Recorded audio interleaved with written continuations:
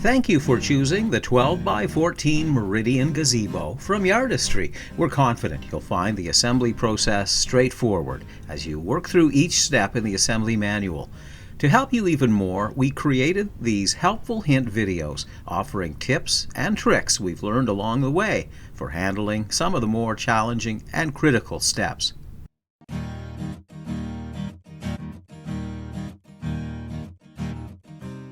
Before you begin the assembly process, sort your inventory.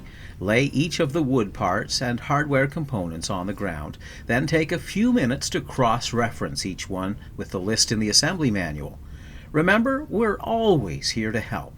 Contact us if you find a part that is damaged or missing. Take a moment to record the carton ID stamp for each box that you receive. Record them on page 12 of your assembly manual.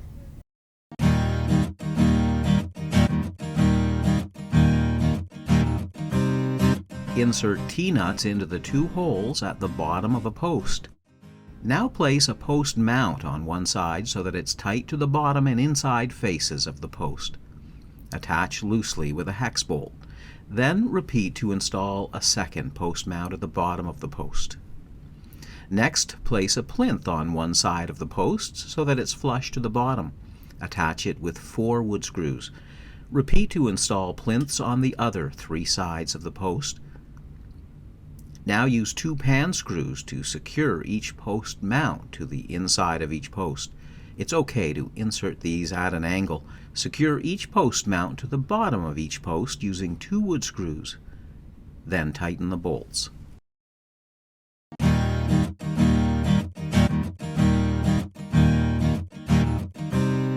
In step 3, position a beam short left on a solid, flat, and raised surface.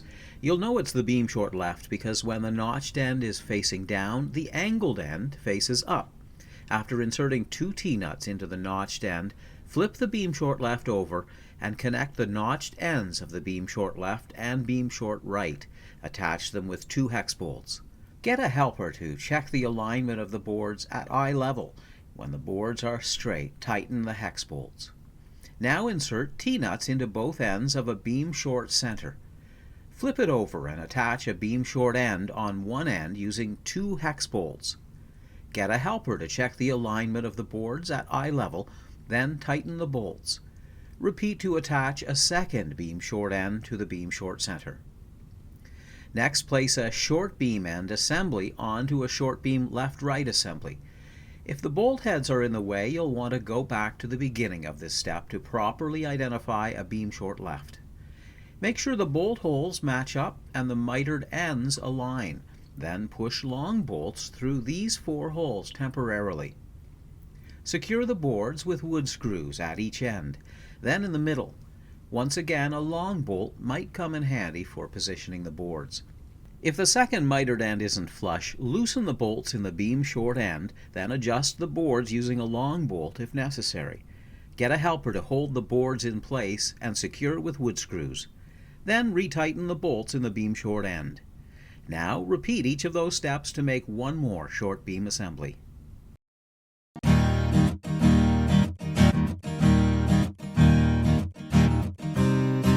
In step 4, position a beam long left on a flat raised surface. You'll know it's the beam long left because when the notched end is facing down, the angled end faces up. After inserting 2 T-nuts into the holes on the notched end, flip the beam long left over and connect the notched end of the beam long left with the notched end of a beam long right using 2 hex bolts. Get a helper to check the alignment of the boards at eye level. When the boards are straight, tighten the hex bolts. Now repeat to assemble a second long beam left-right assembly. Insert a T-nut into one of the holes on the notched end of a beam long end. Repeat with a second beam long end, only this time position the T-nut in the opposite hole on the notched end. You can check to make sure you got the positioning of the T-nuts right by lining up the beam long ends in this manner. Turn one beam long end over and connect it with a hex bolt to the top hole on one end of a beam long center. You'll know it's the top hole because there's an extra hole along the bottom edge. Repeat to attach a second beam long end to the other end of the beam long center using a hex bolt through the top hole. Now get a helper to check the alignment of the boards at eye level before tightening the bolts on one end and then the other. Repeat to assemble a second long beam end assembly. Insert T-nuts into the 4 holes on the outside of a long beam end assembly. Make sure the T-nuts go into the holes shown here on the side of the assembly with the bolt heads showing. Now flip the long beam end assembly over so that the T-nuts are underneath. Lay an insert on top of the long beam end assembly. Make sure the bolt holes line up. With a helper, place the long beam left-right assembly on top of the insert. Push long bolts into these 4 holes temporarily to hold the boards in position. Now secure the long beam left-right assembly loosely with 4 hex bolts connecting to the T-nuts you just installed.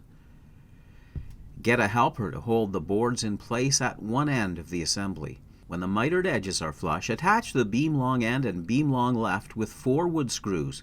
Then repeat on the other end of the assembly. If the boards aren't straight or fitting together properly, remove any screws and loosen the bolts. Get a helper to adjust the boards using a long bolt if necessary. When the boards are straight, retighten the bolts. Then insert the remaining screws. Flip the assembly over again and tighten all of the middle bolts. Repeat to assemble a second long beam assembly.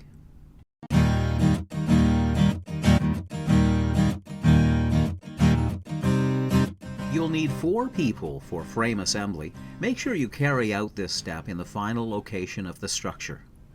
Get 2 people to hold the post assemblies while 2 others lift a beam assembly into place. Take a moment to make sure the gusset holes are positioned along the bottom of the beam assembly. When it's a long beam assembly you're installing, make sure to insert the hex bolt in the top hole, then through the hole on the post assembly. Leave the bottom hole empty for now. It will be used later to secure the structure. Make sure the top edge of the beam is flush to the top of the posts before hand tightening the hex bolt. When you're installing each short beam assembly, insert the hex bolt into the bottom hole, then through the hole on the post assembly. Once again, leave the other hole empty for use in a later step. When the frame is fully assembled, check to make sure all of the measurements match those listed on page 18 of your assembly manual. It should measure 15 feet 5 1/4 inches diagonally between posts. At the front and back, which are the longest sides of the assembly, it should measure 12 feet 10 3/8 inches from the outer edge of each post. The shorter sides of the assembly should measure 10 feet 10 3/8 inches from the outer edge of each post. The post assemblies must be square to the beam assemblies. Spend some time checking each one and adjust the positioning at the bottom to get it right. Make sure the 4 post assemblies are level. Then check to ensure each beam assembly is level too. When you've confirmed that all of the measurements are correct, use lag screws to secure each post in place.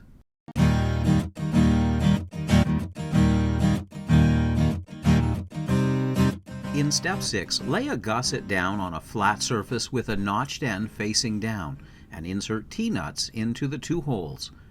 Repeat to insert T-nuts in the same manner on all 8 gussets.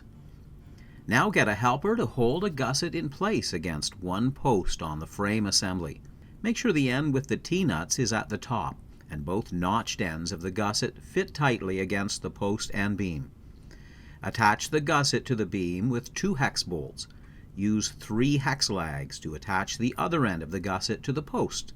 Repeat all of those steps to attach 7 more gussets to the frame assembly.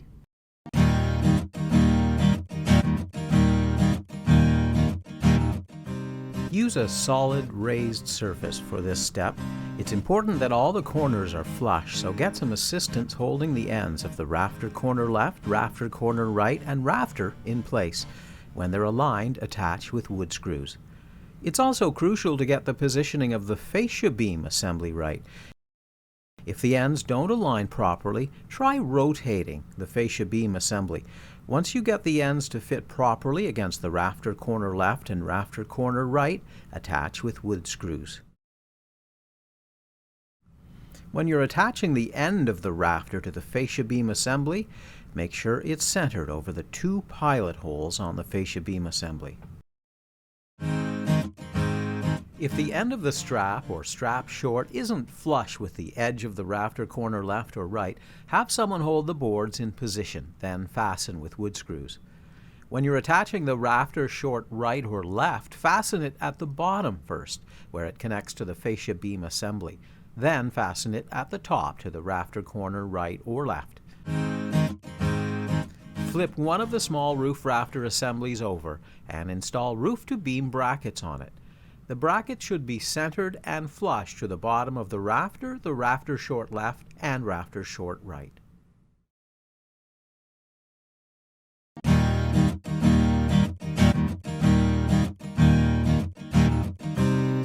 It's essential to work on a flat and solid raised surface for step 10. Use a flat edge to check the alignment of the fascia beam assembly. If there's a gap like this, flip the beam over. In the correct position, the top of the fascia beam is level with the top of the rafter. Check to make sure there's a distance of 22 3/4 inches between the rafters before attaching the fascia beam. Make sure each corner is flush when you install the rafter corner left and right. Get someone to hold the boards in place, then attach with wood screws. Next, position the strap short large roof in the notches of the rafter corner right, rafter corner left, and the 2 rafters. Make sure the ends don't overhang, then attach with 8 wood screws. Now move the strap left large roof and strap right large roof into place so that they fit into the notches on the rafter corner left and right and the 2 rafters. Don't attach them yet. First, position the rafter short right so that it fits into the grooves under the strap right large roof. When it's snug, attach one end of the rafter short right to the large fascia beam assembly. Then attach the other end to the rafter corner right. Repeat to position a rafter short left into the grooves under the strap left large roof. Attach it in the same manner, first to the large fascia beam assembly and then to the rafter corner left. Next, fasten the strap left large roof and strap right large roof. Get some help to ensure the ends don't overhang the edges of the rafter corner left and rafter corner right. Then attach with wood screws. To complete the step, use more wood screws to attach the strap left large roof and strap right large roof to the rafter short left, rafter short right, and the 2 rafters. Turn the large roof rafter assembly over. Position a strap brace over the ends of the strap left large roof and strap right large roof between the rafters. Make sure the edges are flush, then attach with 8 wood screws. Install roof-to-beam brackets on both of the large roof rafter assemblies. They should be centered and flush to the bottom of both rafters, the rafter short right and the rafter short left.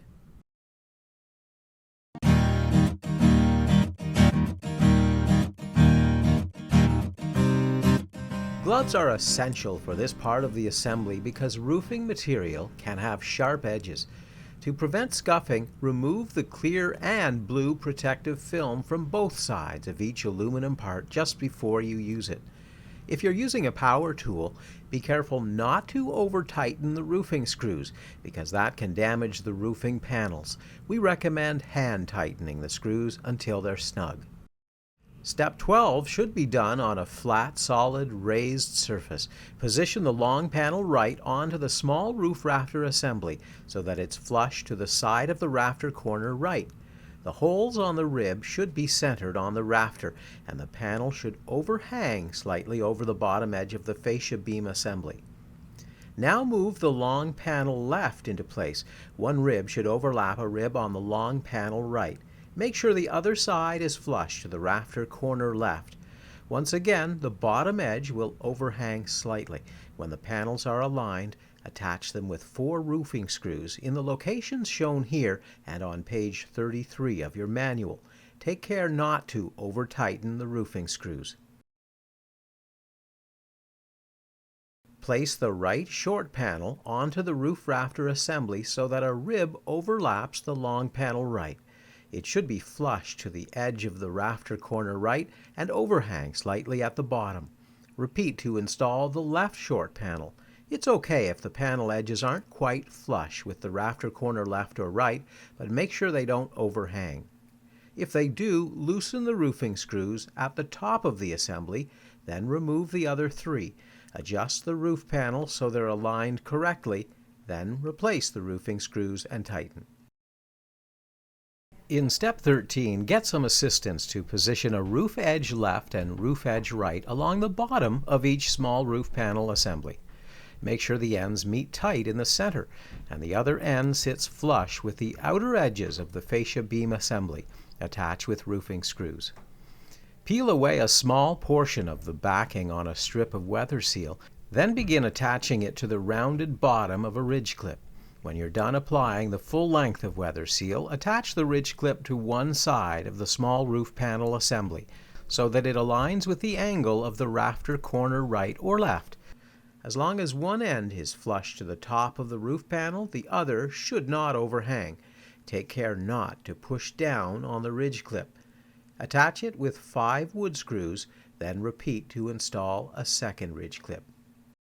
It's important to do step 14 on a raised surface that is flat and solid. Place a middle panel onto a large roof rafter assembly. Make sure the holes at the side of the panel are over the rafter. In the correct position, there will be a slight overhang on the top and a large overhang at the bottom of the panel. Now place a long panel right on the assembly, then a long panel left. They should be flush to the edges of the rafter corner left and right, and overhang the fascia beam assembly along the bottom. When the panels are aligned, attach them with 4 roofing screws in the locations shown here and on page 35 of your instruction manual. Repeat to install a short panel left and right on the assembly. It's all right if the panels aren't perfectly flush with the edges of the rafter corner left or right. Just make sure they don't overhang. If they do, loosen the roofing screws at the top assembly. Remove the other 3 screws, then adjust all of the roof panels. When they're aligned correctly, replace the roofing screws and tighten. On one of the large roof panel assemblies, place a spacer top so that it's centered on the top and flush to the outside edges. Attach the spacer top with 3 wood screws. When you're attaching the roof edge left and roof edge right at the bottom of a large roof panel assembly, make sure the curved finished edge is the one over top of the roof panels. Attach them with 20 roofing screws. Peel away a small portion of the backing on a strip of weather seal, then begin attaching it to the rounded bottom of a ridge clip. When you're done applying the full length of weather seal, attach the ridge clip to one side of the large roof panel assembly so that it's on the same angle as the rafter corner right or left. The end of the ridge clip should be flush to the top of the roof panel. It must not overhang at either end.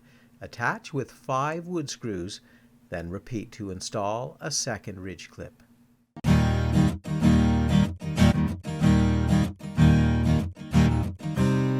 Do not attempt step 16 in windy conditions. You'll need 4 people and 3 ladders for this step.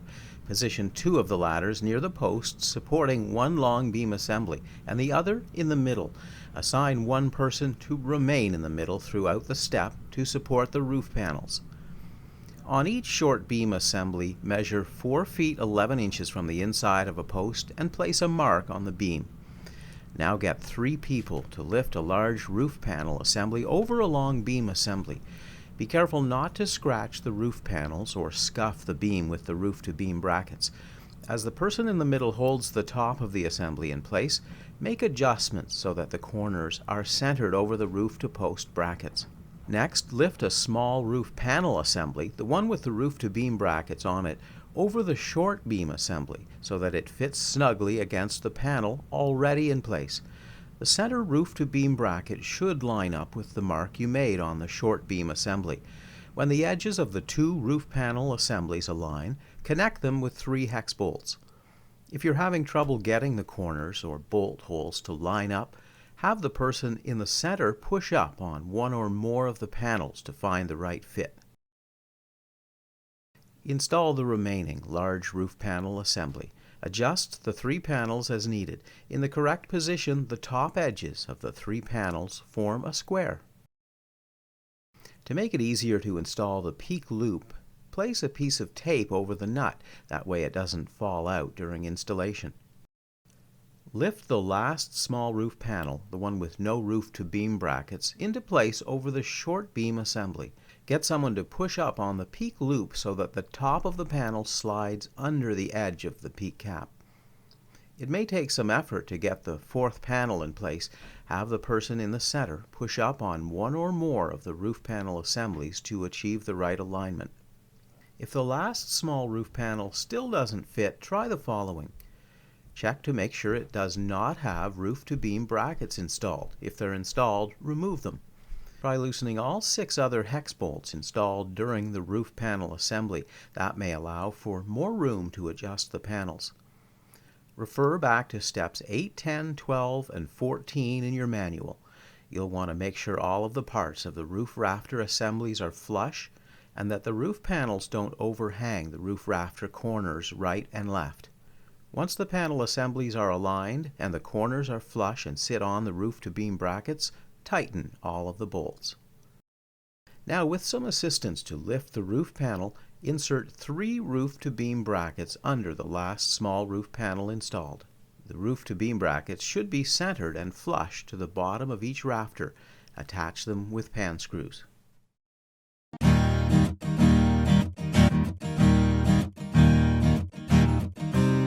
It's important to get the roof placement just right. If necessary, push up on the peak to ensure a tight fit. Each corner should be aligned over the center of the roof-to-post brackets. Make sure all of the roof-to-beam brackets are flush and tight to the beam assembly. When the roof assembly is in place, attach it with 2 wood screws at the end of each fascia beam. For better access, loosen the roofing screw on the roof edge before inserting the screws into the fascia beam assembly. Remember to remove the plastic film from both sides of a ridge cap just before you're ready to install it. If the ridge cap doesn't slide on smoothly, add a few drops of liquid soap on the inside of the cap before reinstalling. It may also help to have someone push up on the middle of the roof assembly. If the ridge cap still won't go on or an obstacle is blocking it, try bending the ridge clip up on one side. Hook one side of the ridge cap over the bent side, then push down on the other side until it catches. Slide the ridge cap on, then have someone push up on the peak cap long so that the ridge cap can slide underneath it. Then push down to bend the ridge clip back into place. Place a tie wrap bracket tight to one end of a tie so that the ends fit together tightly. Attach the tie wrap bracket with 1 pan screw through the hole closer to the middle of the tie. Now get a helper to hold the tie in place against the rafter so that it's level. Attach the tie to both sides of each rafter with the appropriate hardware. Pre-drill through the other hole on the bottom edge of the tie wrap bracket, then attach it with a pan screw.